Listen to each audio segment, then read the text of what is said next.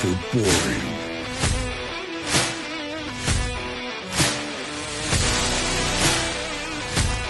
Where you can feast with the nectar of the gods.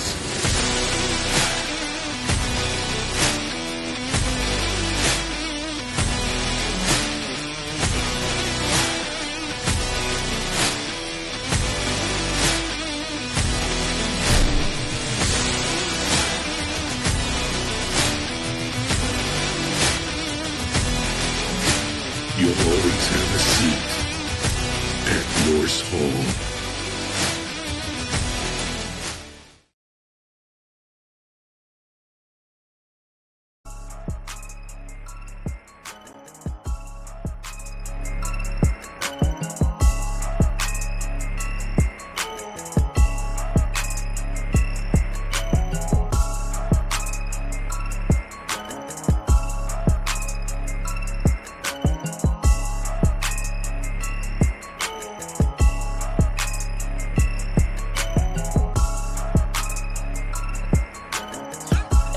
Welcome everybody to Top Dog Coverage.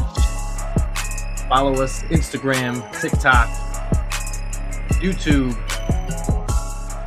Twitter, not X, but Twitter. We're old school like that, so Twitter. Shout out to our sponsor, Norse Hall, norse-hall.com. You guys want some hot sauce, you guys go to norse-hall.com. Go get your mead, which is an alcohol, in case people actually don't know what it is. It's an alcohol made out of honey, which is dope. Sounds pretty sweet. Yeah. Ha. Okay. So, yeah. That's where the silence has to sit between jokes like that, C-Dub. All right. Yeah, all right. Fair enough. I thought you would have a little something on a little mixer. I always do. You want me to be honest with you? Is that actually the volume was down and I hit it and it didn't come on, so that's on me.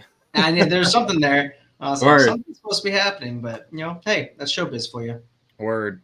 So yeah, get your mead, your hot sauce at norse-hall.com, and it is in West Virginia. Also, for all of the music that we have on here, go to FGM Label. Go on Instagram, check out FGM Label. I use them for my personal projects that I'm doing actually outside of here. I have an art project, and I'm using them for the beats that I can't make myself at this time. So he's an excellent producer, artist. So FGM Label, that's where you heard that's where you heard the music from on this intro, and he's just got banger after banger after banger. The guy don't stop. So FGM Label, check him out. And we're here for another week, my friend. Yeah, another beautiful day. Another week.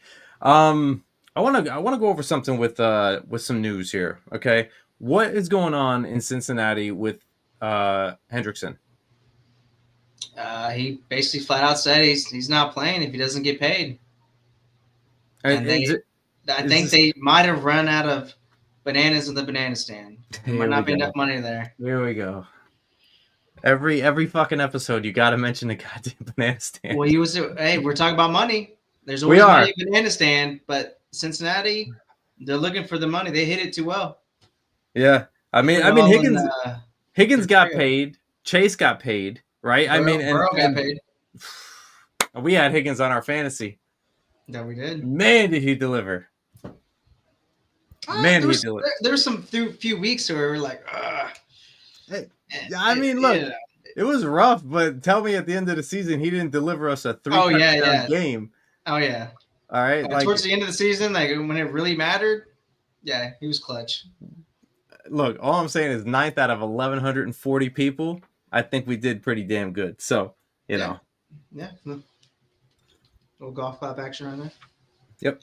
There you go. Well, I mean, I'm interested to see what happens with that. They did run out of, I don't know if they're running out of money over there, but Cincinnati definitely had a draft. They got some linebackers on there. I just thought they would add to that defense rather than subtract from that defense. Well, I mean, this has been an issue since the beginning of the offseason. Yeah. When they couldn't come to a conclusion on a contract extension. It looks like for whatever reason, there's not communication going on between the two camps right now. Yeah. So I don't know. Maybe it's leaning more towards an exit. Who knows? But I mean, he's been a stud pass rusher over the last few years. Yeah. And I mean, I'm interested to see what happens now, because I mean this kind of contract and money, say if somebody does pay him, right, and does get him in the building, that compensation will go towards this coming year's draft now, not so much the free Yeah. agency that just passed. So Is there a team that you, if he doesn't work it out with the Bengals, is there a team you'd like to see him on? I'm trying to think. Who could use him if they have the cap space is Jacksonville. Okay. Pair him with Josh Hines Allen. Yeah.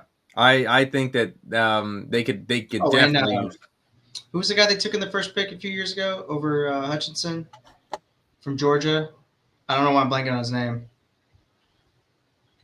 He's number 44. I can see him clear as day. I'm not gonna remember that, dude. There's so many. Yeah. So many things going on. Yeah, so many numbers, stats, and everything. I'm not gonna remember that. Yeah, that'd be a great pass rush down there, Jacksonville. Did you hear who? Did you hear who the Tampa Bay Buccaneers signed? No. Who did they sign? Apparently, Big Bubba. Big Bubba.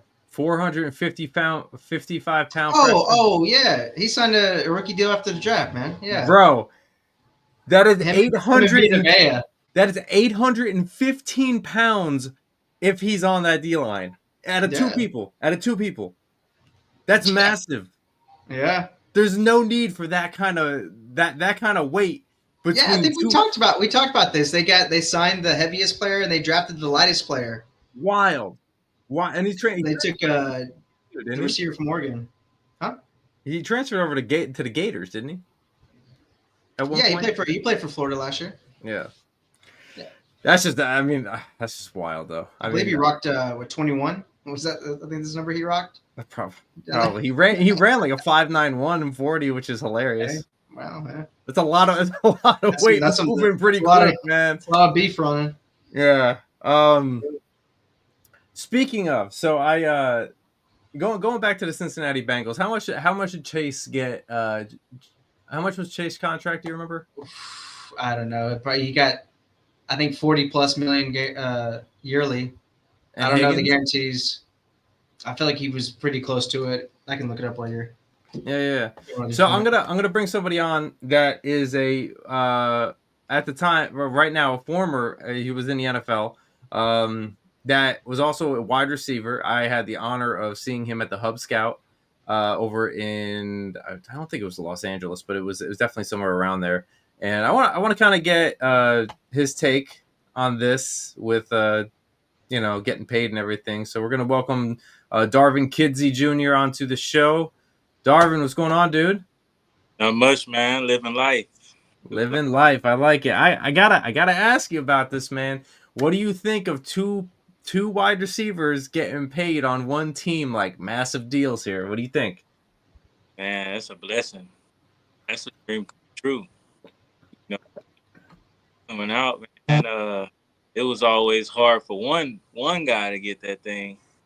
Of course you get your drafted guys, but man, that's a blessing. It just means that you got two guys, and when they put in hard work, they're gonna get paid, and they're due. Everybody just wants their just due. You go out there and you dive for a ball, and put it all out on the line. You want to get your just due. So yeah, it's pretty crazy, the fact that everybody thought that they were just gonna let Higgins kind of either walk or they're gonna like tag him or what have you. But I mean, they put some serious cash just in two wide receivers. Not saying that they don't deserve it, because they definitely do. Both drafted first round, you know what I mean? And they both deliver. Like, Higgins is a scary number 2 wide receiver. Well, I'll say this, man. Both of the receivers get paid, but it's a testament to Joe Burrow, because he's like, man, these my guys. Y'all better not let them walk. Yeah, he was really public with that too. for real. So, you know, And you're talking to a guy right now that loves Joe Burrow. Okay, Oh yeah, Joe Burrow's the C-Dub guy, is man. yeah. C-Dub took him on a date or something like that. I don't know. He's in love with that guy. Hey, I got his rookie jersey on the wall right over here. True story. So True story. yeah, that's the guy. When he was at LSU that last year, that was probably one of the greatest college teams I ever seen. That was poetry in motion right there. You know, and also in our fantasy league, he traded me Josh Allen for Joe Burrow straight. So I said, I was like, I can't say no to that. So I'm like, yeah. But remember how long it took you to make a decision? It was probably what, 2-3 months? No, probably like 4 or 5 months. Yeah, I mean, I was giving you the benefit of the doubt, but yeah, it took a while. Yeah. Hey, good things take time, my friend. Okay. That's it. Now, now we look at the schedule release, which is crazy, a little crazy. Bills definitely have a decent schedule to work with, so I may you gifted me something, my friend. You gifted me. So it's a Bills and Bengals podcast or what, man? It can be. But I'm a Jets fan, so I wouldn't. Yeah, we got Jets and Saints fans here, so Yeah. I guess it's a good point. We should probably move on to the next one, huh? Yeah, man. I wanna get your take, Darvin, on where football came from. Like when you first realized that you really, really love football, or it was like kind of like an eye opener. Like I really like to do this, and I'm almost like in love with football. Man, that's just the culture down here in Texas, man. Honestly, like Florida's, you get your Texas, you get your Californias, and it's just culture, man. I'm from the hot spotlighted areas, but more recently, like after high school and college, when I started preparing for the draft, I started learning like who's doing really good in their programs when it comes to places like outside of Florida and Texas and California, and like Washington State was they got a pretty good program, man, when it comes to like training and getting guys ready on and off the field, So, but early on, man, probably like little league, I knew I had something, but I didn't eat as good as I should have, so I was like a tight end type guy. But I could always catch. I could always have it with my hands on that rock. The ball anywhere, I'm gonna go get it. So, but high school I started like running track. Well, really middle school. Middle school start doing a lot of track and different events, and that kind of trimmed me down. And so a lot of speed added with hands, man. I was just, and then toughness came from just their environment, and hey, you get a mindset of a youngster and can go undrafted and beat guys out. It's all about mindset. So yeah, that's sure. I gotta ask you, who was like, was there a certain coach that you ever remember that kind of like taught you something that you'll never forget? Yep, Coach Brentley, man. Coach Brentley. Everybody knows Coach Brentley out here. Coach Brentley taught me so much. Really, not even about football, just about finishing. And he was my track coach, so he made us go run that 4x4, man. We didn't want to run 400. Oh, you were on the 4x4? Yes. What was your split time? My best split was a 47. No, 47? That's a split. That's really like a 48. That's wild. That's still wow. Fast, dude. Yeah. Oh, yeah, but I was a high jumper though. I was a high jumper. But after all the guys went off to the schools, and I was the junior coming back, it was like, look, we're gonna need you on that 400, that 4x4. Made me the fourth leg. All three guys that left, we had freshmen. So I have freshman on the 4x4 my senior year. Oh, you were picking up everybody's mistakes. That's what the anchor does. Mm-hmm. Oh, dude, that burns. In regionals, he made me the first leg because we were trying to fight for positions. Had to put people in position. We did all right. I think we got like 6, and that's with freshmen. But I went on to state in high jump though. Did you? Oh wow. What was your high jump? My highest was 6'11". Out at 7'1". I wanted to get that. Never get over that. I think because I was always like a football and track guy that I had a little bit more than these other cats. So, but if I was just straight high jumping, I know I could probably jump over 7 feet. I think I got an offer from Sam Houston to high jump, but I just decided that money comes when with that football in. Going into college, right? Were you sure that you were going to play football in college, or did you think that you were going to be more of a track person in college? I did both. I after freshman year, I snuck out there. Competed. I think they were going to in spring ball. I think spring ball is what is that in college track? I think that's might be outdoor. Definitely outdoor. I jumped in a conference. I made it to conference. Oh yeah. I don't know. Okay. Got in conference, and after putting all that weight on me freshman year, you're in the what do they call like study hall, but for freshmen. So you have to eat. Yeah, put you on a meal plan. They make you like drink a whole bunch of water to make you wait, all that kind of stuff. And oh wow, that lead of my spring of my sophomore year, I go run and jump. I was only able to jump though. I think I got like 6'4" or 6'6" after putting all that weight on. So I was still kind of in shape, but I was just missing a lot. But I still wanted to compete because I knew scouts would want to see that, And when I went to Seattle, they asked me that. The O-line coach, he was like, he whispered though. He didn't want nobody to hear him ask me the question. He said, "Well, you jump what? What was your highest jump?" It's like forbidden to say, right? Yeah, can all the secrets get out? DK was running at the time.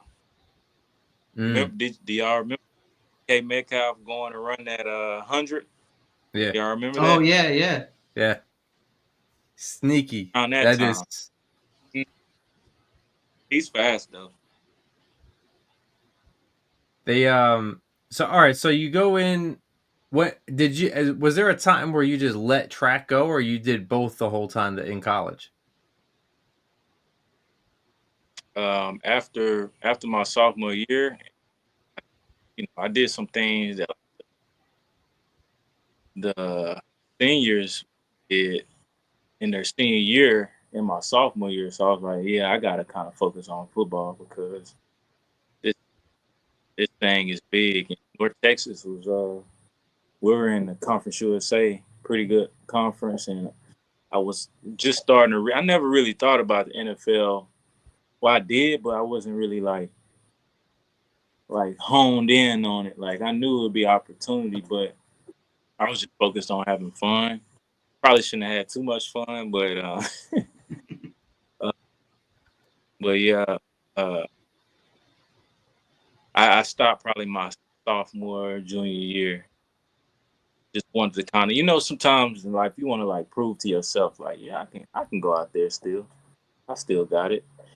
And then when I was in Seattle, more recently I wanted to go to not Portland, Eugene. They have these track meets that you can go out there and compete.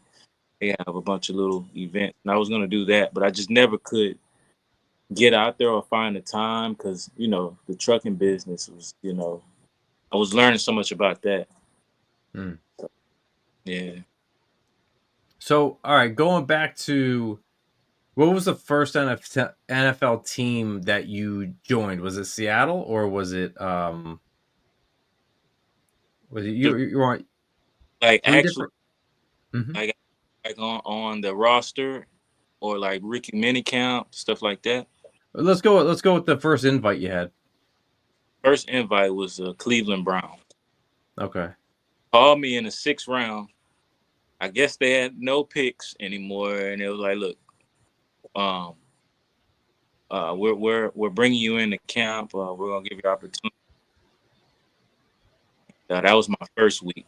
Second week, I knew I had the Redskins lined up. So in the draft, I knew I had during this draft, the 6th round, I knew I had Cleveland Browns invite, and so I got off the phone happy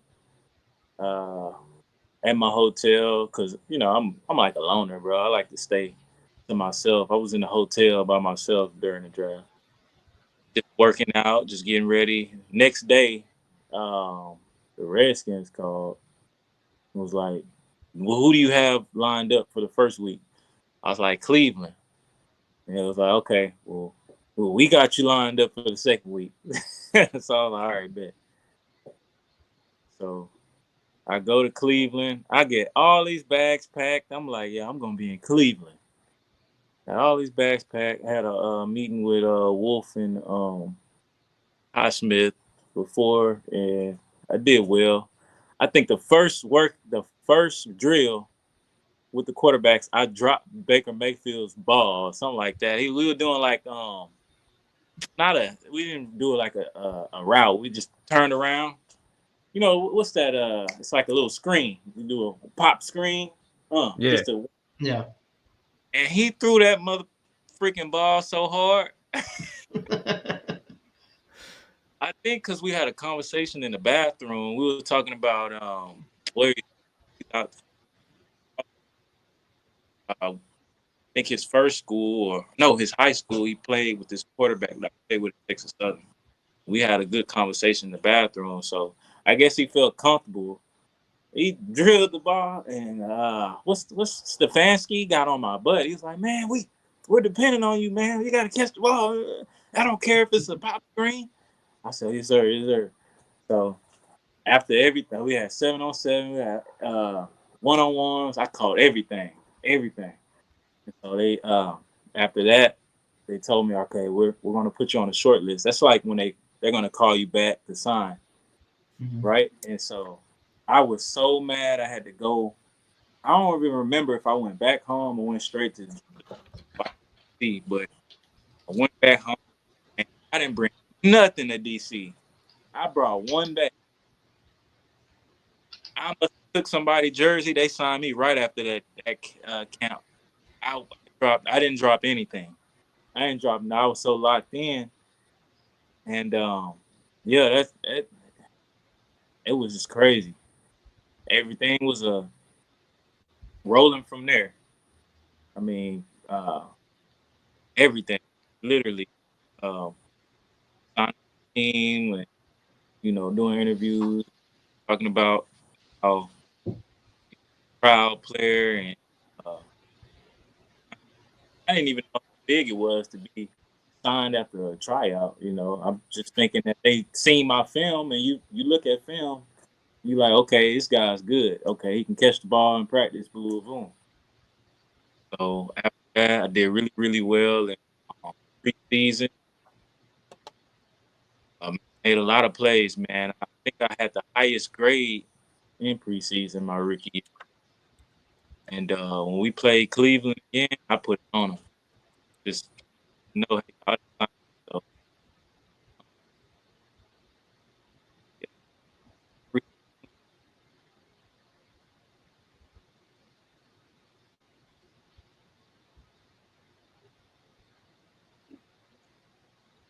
How many so you drop one ball in Cleveland,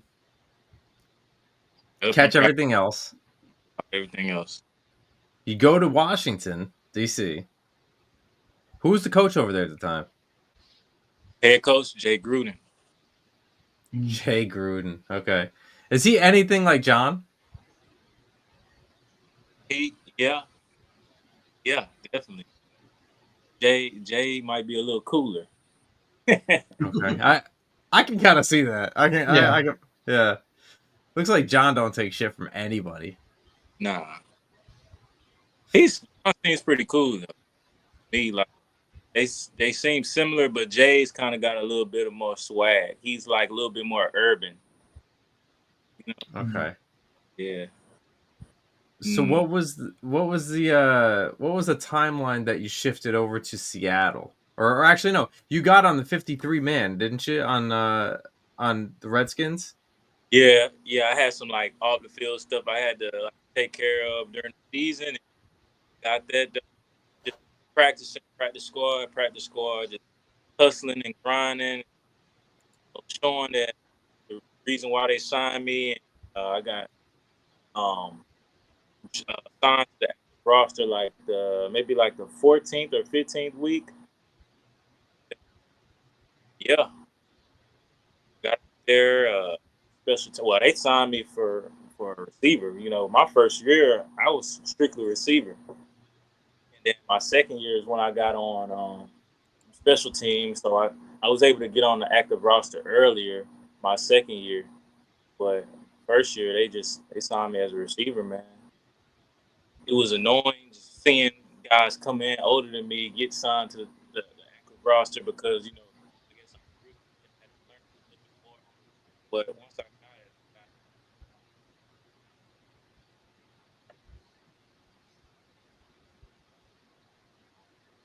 So with that being said, what was it like to have like the first catch in the NFL? man, I was like, dang, now I got this out the way. Is that kind of what like you were just like, can we just get this kind of just like relief, kind of in a sense? And it was down too. It was I think it was a fourth down. I'm like, wow, y'all gonna really talking about actual game, right? And yeah. Mm-hmm. Regular season. Yeah. Yeah. I was like, it was a fourth down. We was getting whooped by the Eagles, but I kept the drive alive. I just wanted to make sure that people know just because we losing, man, I can still go out there and bring some heat to the field. So I ran like I think we had like a shoot. Darvin, move in just a little bit because it's like breaking up a little bit, or just pull the chair in. That's fine. Either or. Can you hear me now? Yeah. You're Yeah. clear. Sorry. Yeah, I ran like a shoot route. You know how they run bunch. Yeah. Corner. It was Jamison Crowder. Once I turned from the shoot, quarterback threw it. It was me in the corner. I think it was Maddox. And it was like 4th and 8. I got it at like the 6-yard line. I turned. I was like, all right, I gotta at least get these 2 yards, man. Got it. First down, move the chains. And my mom was like, oh, those fans was talking mess. They said, don't talk to my baby like that. That's great.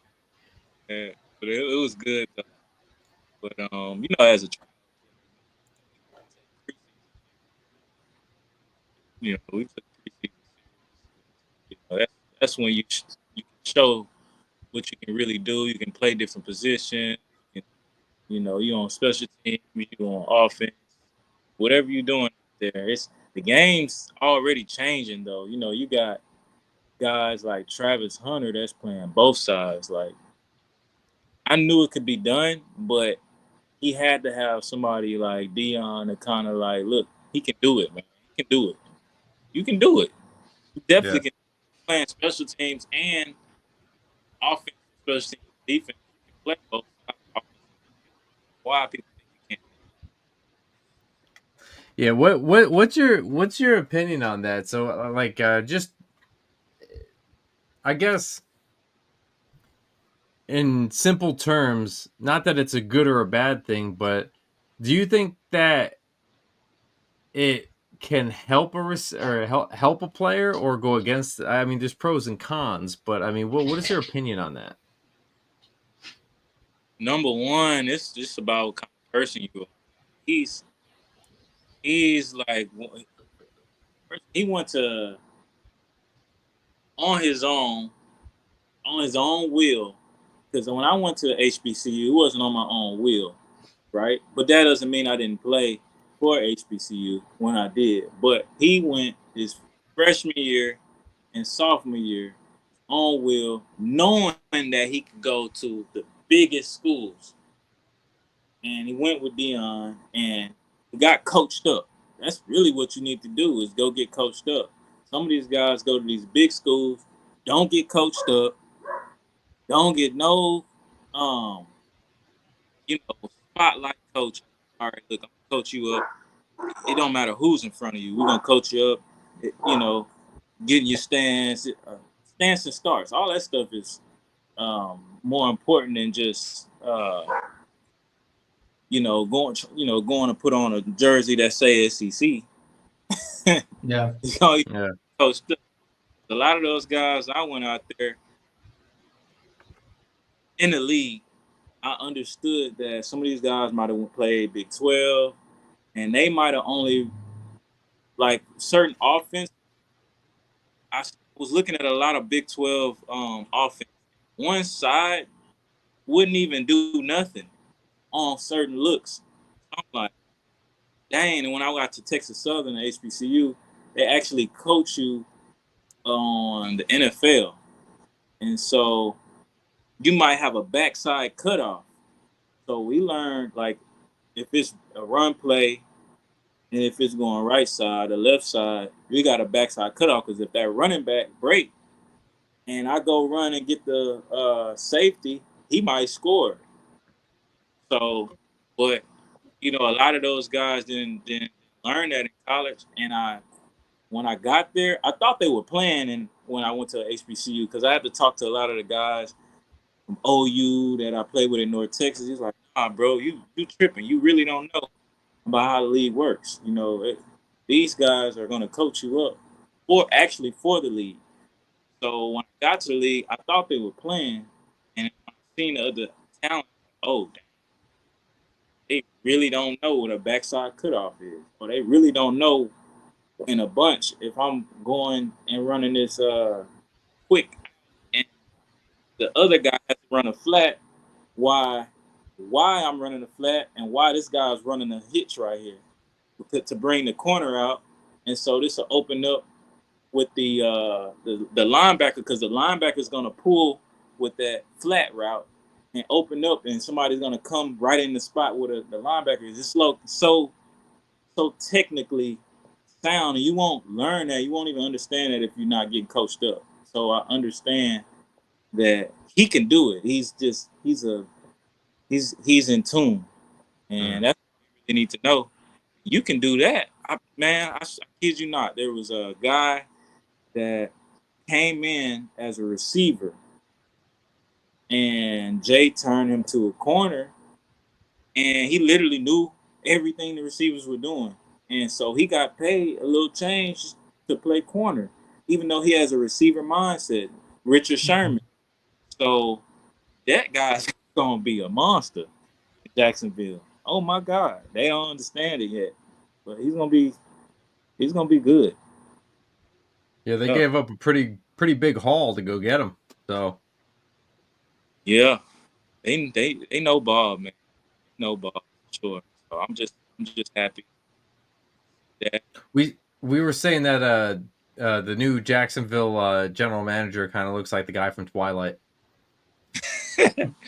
with the black hair. Let me see if I can find a picture of him, but he definitely Brian's the expert in Twilight here, so hey, I've never I heard Twilight James was filmed in Seattle or Washington. there you go. Fun fact.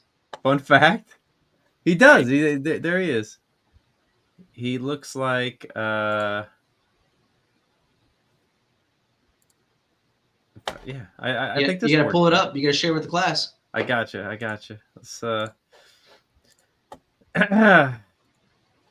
there he is, my man's right there. A little bit more. Look, he's a I little could bit more clean cut, but like that, like you had to see him on draft day. He was all pale and everything. I was like, this dude's a vampire. that's the GM. He looks He is. He's only like 34. dang. That's what's up though. Yeah, he's only like Mm-hmm. 34. So you get so you're not. When did you get into Seattle? I got there during COVID, man. So COVID started. Well, once Ron Rivera got there, that's when came in and was trying to make changes. I already knew it was what was up. If Jay would have been there, I probably would have played a one last year in 2020. Probably got out there a little bit longer and was able to show really what I could do. But some things happened. One led to another. Jay got out of there. Ron Rivera came in there, and he only kept a few guys. Tried to turn that thing around. I don't think it happened. And that's when I shot to Seattle. Mm. I got there during COVID. It was August, September, October. I think I got there in November. So I was training at home for 3-4 months. I think I trained there a little bit and then came back home. And then my agent. Oh, Uh-oh. is this the Aaron Rodgers thing? They don't want us. They don't want us to release it. The darkness retreat right here. We don't want them. All right. Well, we'll wait to see what happens when he comes back. Yeah. He has it in there. We'll we always got more stuff to talk about. So yeah, absolutely. But we'll see what happens when he kicks back in. I want to hear more of that story. But this is a guy that went undrafted free agent. When he does kick back in, I want to ask him if he remembers much from the hub scouting bit that I went to and I trained in, and a lot of great coaches over there, a lot of great scouts that I learned from. Russ Landy hosted it over there. It's where we met our boy Luis, where I met my boy Luis. Shout out Luis. Shout out Luis. And this is still continuously going on now, isn't it? Yeah, they have something in Texas, June 8th, I believe, which one of my buddies is going to try and get down there and go try out. Like this is the thing that I think people don't understand sometimes.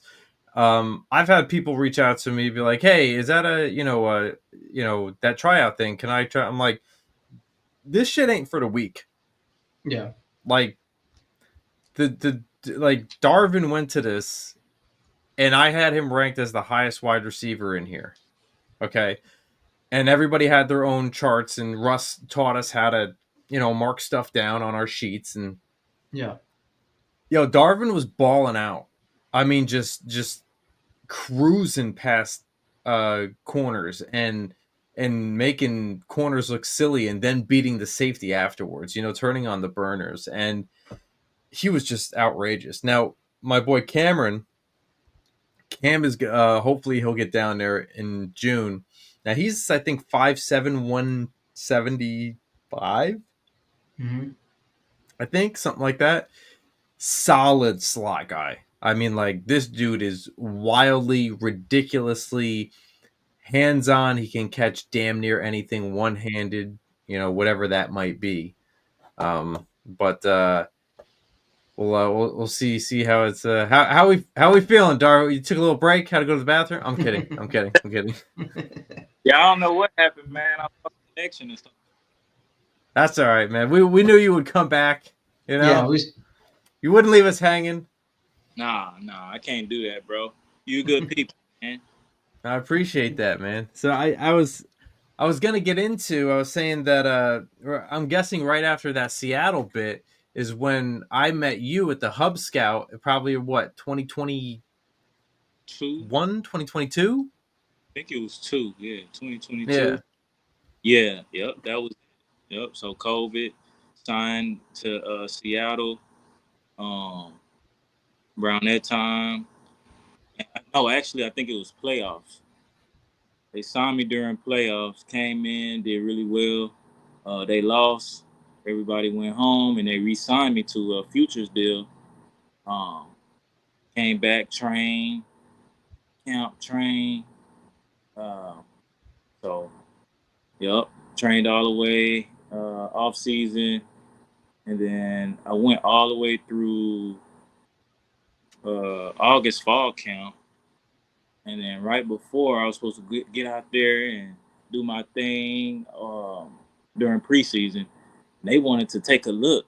GM told me, brought me in. He said, "Hey man, we want to take a look at this guy. He plays basketball. We want to see if he can play tight end."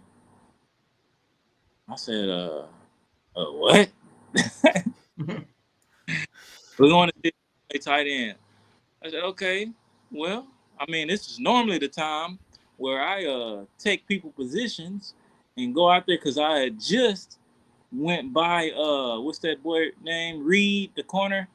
I just hit him with an out and up, and Pete Carroll had me break it out because Pete Carroll, he knows, he's like, you got something, but whatever happened with the GM and Pete and all that stuff, I didn't know what was going on. I came at a bad time, and so everybody got out of there. Oh, they were heated, huh? Yeah, they had some sort of falling out, right? Something like that. Yeah, I think they had some falling out, and I didn't know it was that serious, So, but hey, I'm just there to play. Whatever y'all need me to do, return, anything. They had me doing returning. They had me playing receivers, this and that. I really love their offense. Um, so, but hey, one thing led to another, and I had to find another opportunity. I met you, I think in LA, the hub. Got some good work out there, and then decided to go and see what the CFL was about. You know, didn't really see a long term um, deal there because I'm just so honed into the NFL system and know it so well. I know I'm an NFL receiver. So, but hey, it didn't hurt to see what it was about. Yeah. I had you ranked as the top receiver in that tryout. Um I can't remember the dude's name. I'm sure you're gonna remember this though, because you seem to remember some good stuff. I remember one of the corners, shorter dude, feisty, stocky, solid. He was good, and I noticed he had a lot of talent, but he had a mouth on him. He wouldn't stop talking. He was chirping. Was he Bob? Yeah. Yeah, I remember. That was my boy. He played in Washington too. Yeah, he got drafted. He was actually drafted, and then he But went from team to team, right? I think so. Yeah, he had some he had some cover skills on him though. You did? To me, like in game, sometimes you can't really tell. I had already seen him though, in uniform and everything. Everybody else probably hadn't, so that's probably why it was hard for people to see his talent. Maybe I don't know what scouts would look at him and say, but I had already seen him in practice and I think in preseason games, so he did pretty well. Yeah, I had him. He was locked down in there. He was locked down. He was definitely very patient. And then when I saw you two match up, I was like, "Oh, this is gonna be good." Oh yeah, You guys, he know I'm gonna give it to him every time. I ain't gonna shut down from nobody. Any corners from the Trumaine Johnsons to the Josh Normans to the I got film on all of them, and they all would make me stay after practice and see how the hell I got them, because I'm, my footwork has always been my main thing. If I can get you with my feet, I know I'm faster than you. And Josh Norman told me, he said, look, bro, you got good footwork, but where it hurts and put DBs at a scarce position is that speed. Speed, like, they get really, really scared and they start panicking. So I started just speeding up on everything. And that really,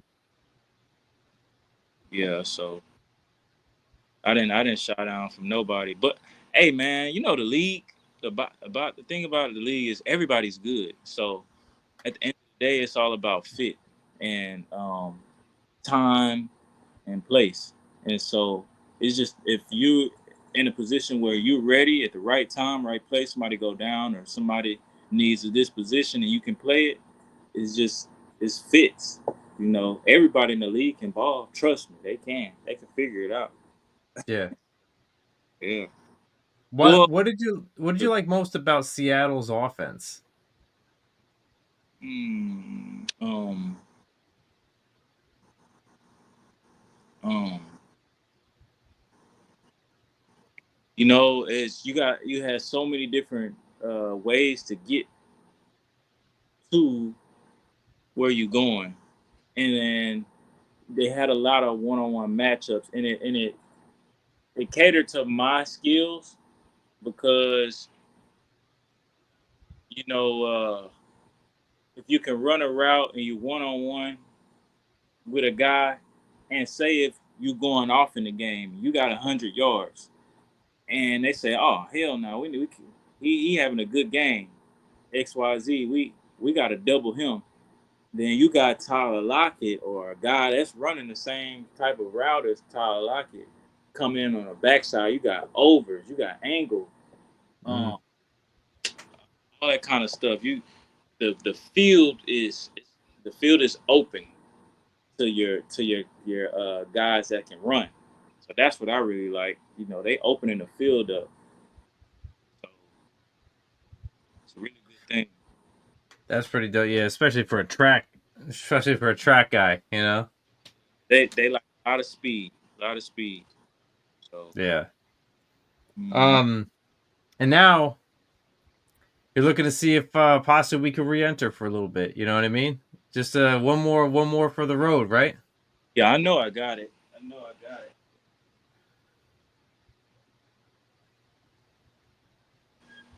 I know I I, still got I thought he was about to show us like a quick like slant move or something. I thought he was Start gonna break it. Yeah, I thought start he was running about to break routes. it out in a second. yeah, turn the camera and get get in the field. Or All all of a right, sudden you just all see a right, ball just get lofted. yeah. We're like, yo, for real? Like, all right. Always ready. But Got the thing is, I'm gonna end up going down there, and there's people in Houston that play flag that we know that play flag down there. So I'm gonna have to, yeah, I'm gonna have to pull up, and I'm gonna have to pick you on my team, but because I definitely don't want to have to cover your ass. oh, you got a quarterback for y'all too. What Yeah. come again? I see. I got a quarterback for y'all too. Yeah, I bet you do. Oh yeah. That's awesome. All right, so Christian, do you have any questions? Because I know you've been silent, but Yeah, I'm trying to pull the stories out. That's yeah. always No, you're good. You're good. I mean, for me, I guess the first and foremost, I appreciate you taking your time and coming on our show and spend some time with us, Darvin. I really appreciate that. Yeah. Um, but who would you say, either player, coach, or anybody that's throughout your career has had the biggest impact in terms of your development, that like teach you the game and be the type of player that you are? Development. All of them really had a big impact on my development. It's just all about like it was just all about showing it. Like when it came to professional ball, like you know, and getting out there and showing it on the field. Preseason I showed it. You know, with a little glimpse of me getting activated, even on special teams, going out there and tackling Tavon Austin, and you know, just we know who Tavon Austin is as a returner. So just little stuff like that. Just enjoying the ride. But you're asking like professionally or just in general? Just in general. I would say my high school coach, Coach Brantley, um, Ike Hilliard in Washington definitely just flipped the page when it came to understanding like where the quarterback needs me to be at. Like, in college and high school, a lot of receivers like to, well, it's changed now, but at the time, we would like to, look at ourselves and how we look on this comeback or look how we look at coming off the ball and um, focus a lot on the DB, but getting to the league and getting actual time in the film room and coming back and asking questions with Ike Hilliard, I understood that it's not really about me or the DB. It's about that guy underneath the center where he needs me to be at. They don't have me in this cornerback. Because, as a young receiver, we used to always be like, well, he's pressing me. How am I going to run a, stop? Well, he said, okay, well, how's the quarterback looking? Well, what's his drop? He got a 3-step, 5-step. Who's the number one? Who's the number two? Who's the number three look on this? So, depending on what looked and what read you are, that's to tell you what type of release you can give the corner. So, if you're the third read, you can really bullshit, blah, blah, blah, blah. Step 2 off the ball late and still really get in the quarterback vision, if it's a rollout or if it's 3-step drop, he looking and then he finds you at the check down. But Ike Hilliard professionally and, Coach Brantley and also Coach Blacklock at Texas Southern. When it came to like, when I'm not getting the ball, he really helped me like blocking and physicality. And I used to complain like, and when I'm in the slot, and if we got a inside zone or some play, we didn't have that good of a quarterback, so that's really why I had to go off in the return game in college. But we didn't have the best quarterbacks. Some of them were good, but we had to run the ball a lot and see. That's when I had to turn on that blocking. I'm not the biggest guy, but if you can get a shade on a guy, you don't have to block everybody up right here. Yeah. It ain't nobody in this world can go straight through somebody. So if you can get on one shoulder, it is that running back is an NFL running back or a college running back. He's gonna make somebody miss. He's gonna set it up. So blocking, my coach at Texas Southern really helped me out with that, and Ike Hilliard really helped me when it came to understanding NFL quarterbacks. And once I understood that, I really started getting a lot of love from the quarterbacks. Alex Smiths, Colt McCoys, um, Dwayne Haskins. Uh, my favorite one was Geno. Dwayne was so talented, but Geno is what I wanted Dwayne to grow into be.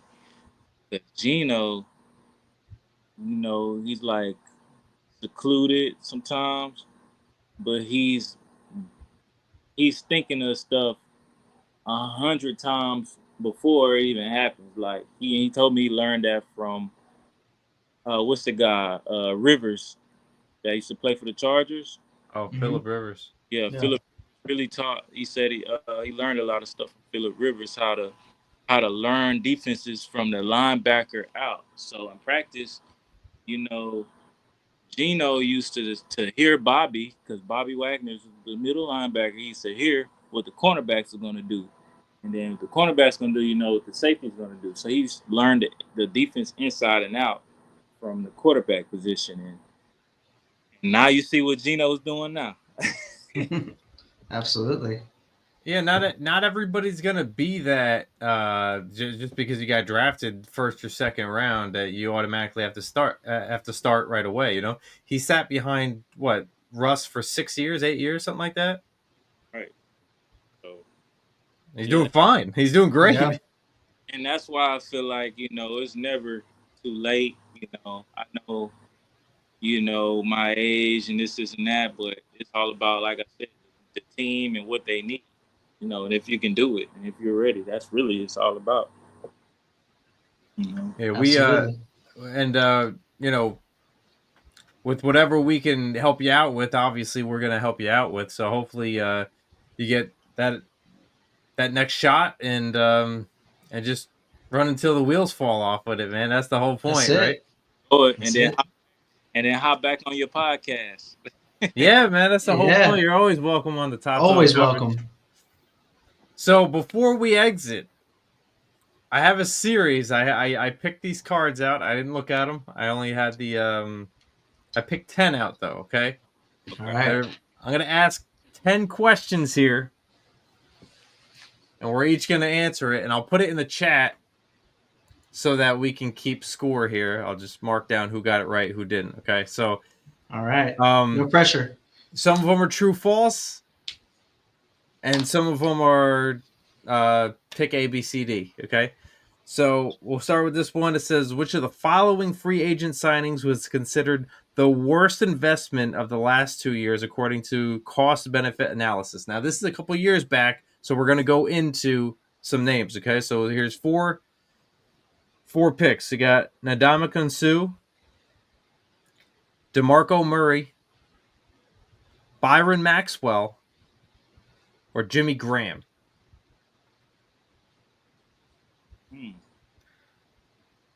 The last 2 years. I'm gonna throw out DeMarco Murray. I my kind guess. of. I don't want to say Sue because he just kind of kept getting those 1-year deals and they kept working. So I don't think that's it. I'm gonna go DeMarco Murray as well. What do you think, Darvin? Yeah, I'll go DeMarco Murray too. All right, let's see what Coach. is Byron Maxwell. Ah, We all suck. yeah, awful. All right. Question 2. What famous coach was the first to popularize the surprise onside kick? All right. Jimmy Johnson, Bill Parcells, Bill Belichick, or Sean Payton? Sean Payton. I gotta go with Sean Payton. Yeah, of course you would. You're a Saints fan. All right.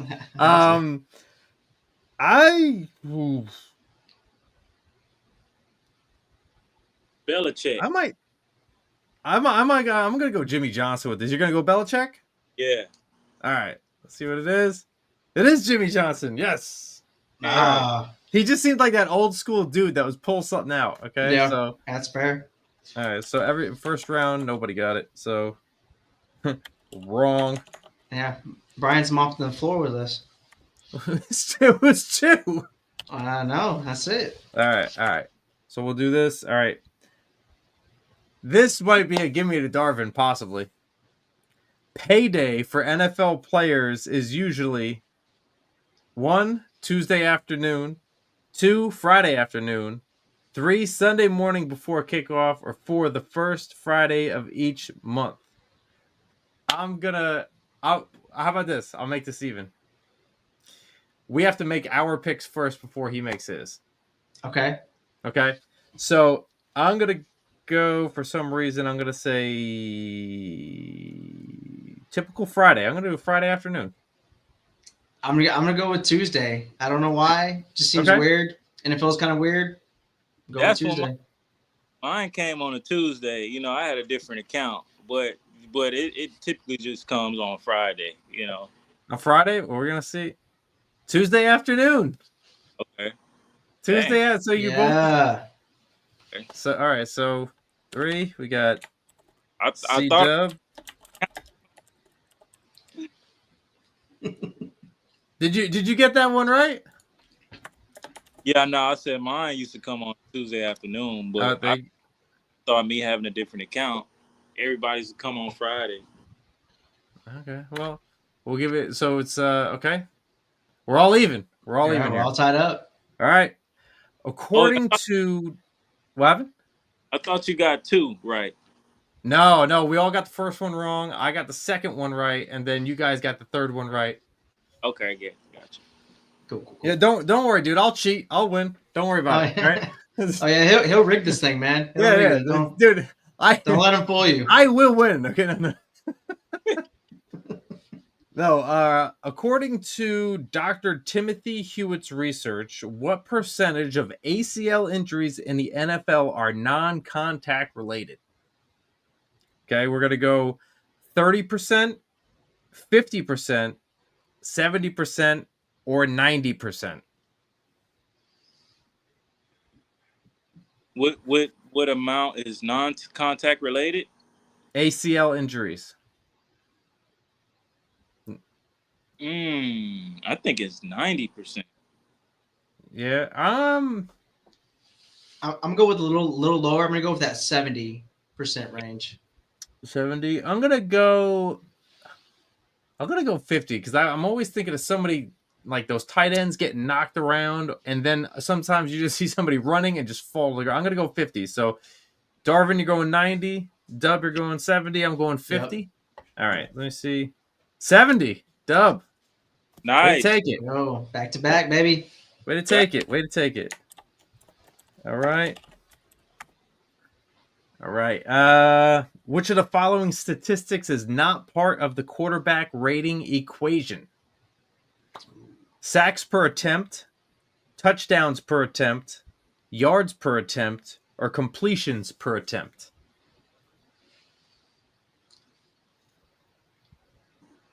I'm going to go sacks per attempt here. Yeah, I think I'm gonna go with sacks per attempt too. Thanks. Yeah? All three? All right. And we are all correct. Solid. There we go. Teamwork. All right. Green. All right. Which of the halfway through here? Halfway through.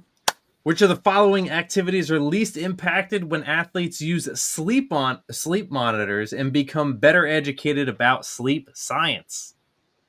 Oh, here we go. Alcohol consumption, marijuana usage, sexual activity, or use of electronic device. What For was the question again? Which of the following activities are least impacted when athletes use sleep monitors and become better educated about sleep science? Alcohol consumption, marijuana, sexual activity, or the use of electronic devices? has to be marijuana or the last. Shoot, man. I'm gonna go alcohol. I don't know. I'm gonna go. I want to say because they fly over to like the London all the time, so I'm gonna say like something with the screen. So I'm gonna go electronic stuff. Yeah, All right. that's So what are you thinking, Darvin? No, No. come back. I feel like the Titanic. Come back. Yeah, he'll be back. Come back. He'll be back. He'll be back. He'll be back. Well, in case anybody's wondering, there he Oh, is. there he is. Dude, my man came back like Batman. You disappeared I on us, cannot dude. hear. You can't hear anything? Is my mic? You want to maybe take him out of the show, bring him back? Yeah, hold on one second. You hear us, Darvin? Oh. Yeah. There we go. You good? All right, cool. All right, so which of the following activities are least impacted when athletes use sleep monitors and become better educated about sleep science? Alcohol, marijuana, sex, or electronic devices? Electronic devices. Okay, I'm going electronic devices. What do you think, Dub? I said alcohol. Alcohol? All right. Electronic devices. Ah, All right. good job, guys. All right. All right. Which NFL star credited sleep science with improving his performance in a Sports Illustrated article in 2014? Tom Brady, J.J. Watt, Richard Sherman, or Larry Fitzgerald?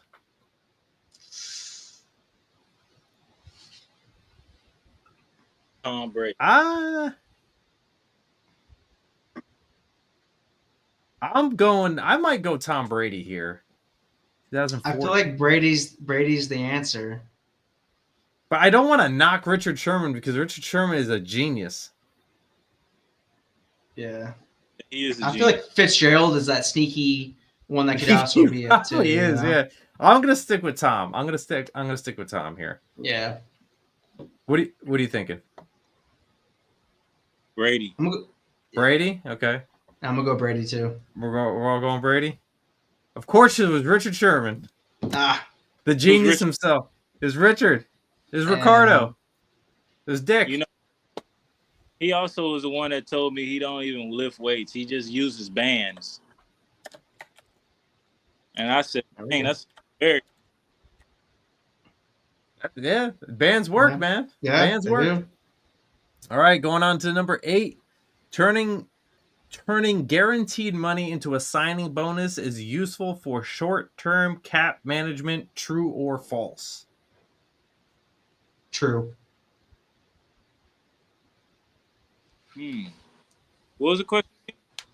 Turning guaranteed money into a signing bonus is useful for short-term cap management. True or false? True. True. I'm going to go true too. Mm. Indeed it is. Indeed it is. All right. Based on, we got 2 more. 2 more.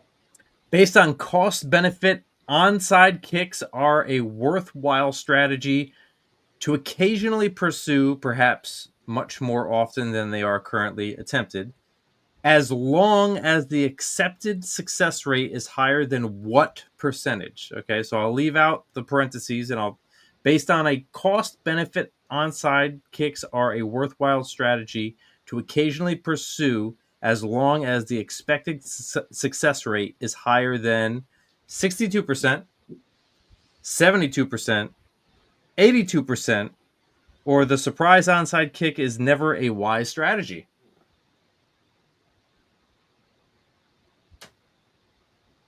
Until it works. Yeah. Right. Exactly. It works 100. It works 60. Was it 100% of the time? 60% of the time? Yeah. I'm just gonna go ahead and say the surprise onside kick is never a wise strategy because it doesn't happen often. Right. What were the first percentages again? 62%, 72%, 82%.